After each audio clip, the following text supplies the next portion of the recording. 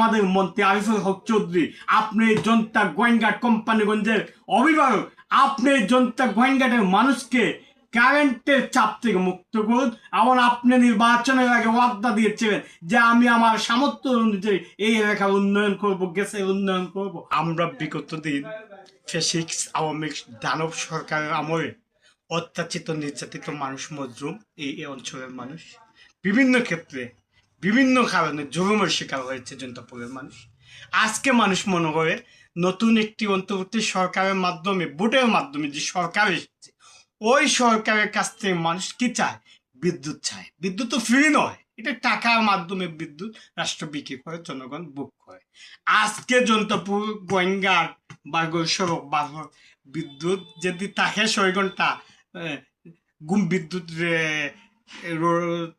18 ঘন্টা বিদ্যুৎ জাদু করে থাকে।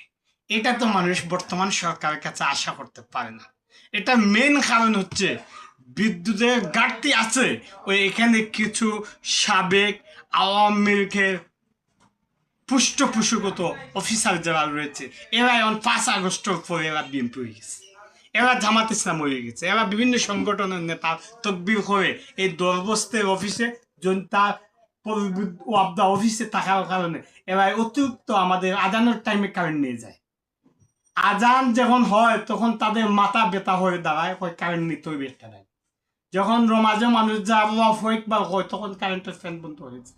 এমন বাচ্চারা যখন লেখাপড়া করতো সন্ধ্যা থেকে 1-2টা পর্যন্ত, তখন কারেন্ট থাকে না।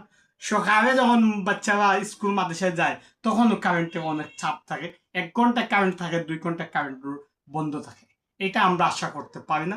আমরা সিলেটের সকল রাজনীতি অভিভাবক, আমাদের সকলের নেতা আরিফুল হক চৌধুরী মন্ত্রীর দৃষ্টি আকর্ষণ করছি যে আপনি এটা পর্যবেক্ষণ করেন। সারা বাংলাদেশে কারেন্টের সংকট না, জনতা গোয়েঙ্গাটে কারেন্টের মহা সংকট দেখা যাচ্ছে। এটার জন্য আমি মনে করি রাষ্ট্র থেকে বেশি দায়ী এই অফিস কর্মকর্তারা, এবং অন্যায়ভাবে আমাদের ইউনিটের নিয়ম টাক্তা না মেনে 80 ইউনিটে 180 ইউনিট মানে বিল খাটা হচ্ছে, মানুষের পকেট ডাকাতি করা হচ্ছে। এগুলো বন্ধ করতে হবে। এবং মাননীয় প্রধানমন্ত্রী তারেক রহমান বলেছেন সারা বাংলাদেশের যে মিটারের মাঝে যে বেডগুলো হয় এগুলো আর নেওয়া হবে না।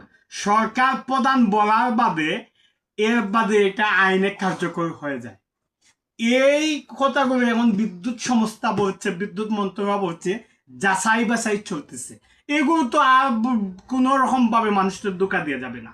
তারেক রহমানদের বোকা বাবার কোনো কারণ নাই। মাননীয় প্রধানমন্ত্রী আপনার ডাইনে বামে যারা বিদ্যুৎ মন্ত্রী রয়েছে এবং বিদ্যুৎ সচিব রয়েছে, এদের বিরুদ্ধে প্রয়োজনে এদেরকে পদত্যাগ করে নতুন বিদ্যুৎ মন্ত্রী দেন এবং দেশে বিদ্যুতের যে সমস্যা এটা শীঘ্রই সমাধান করুন। এবং আমি আশা করি আমাদের মন্ত্রী আরিফুল হক চৌধুরী, আপনি জনতা গোয়েঙ্গাট কোম্পানিগঞ্জের অভিভাবক, আপনি জনতা গোয়েঙ্গাটের মানুষকে কারেন্টের চাপ থেকে মুক্ত করুন।